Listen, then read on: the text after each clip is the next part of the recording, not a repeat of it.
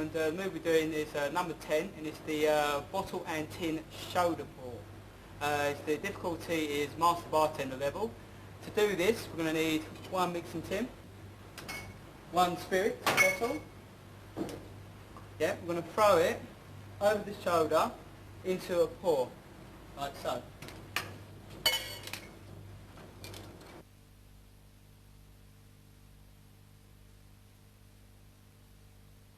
Hold the tin by the thumb in the same hand as the bottle, throw over your shoulder, and they will naturally separate into a pour.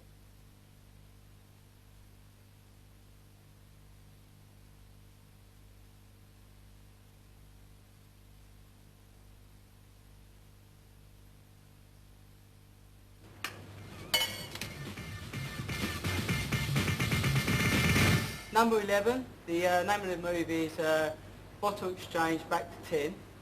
Difficult level is the actual master bartender. To do this, we need one mixing tin, one spirit bottle, and what we're going to actually do is throw the bottle from left to right, catching it on the reverse hand, throwing it behind the back, and catching it at the same time into the tin, like so.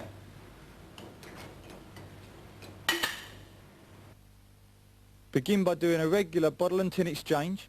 Continue to move round behind your back, but in front of your catching arm, keeping your eye on the bottle at all times.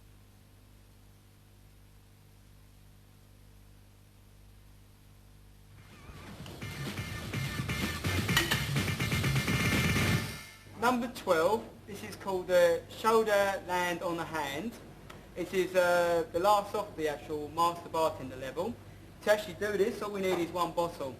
And what we're going to do is we're going to rotate it over the thumb, basically following it round, bringing it over again and on the back of the hand.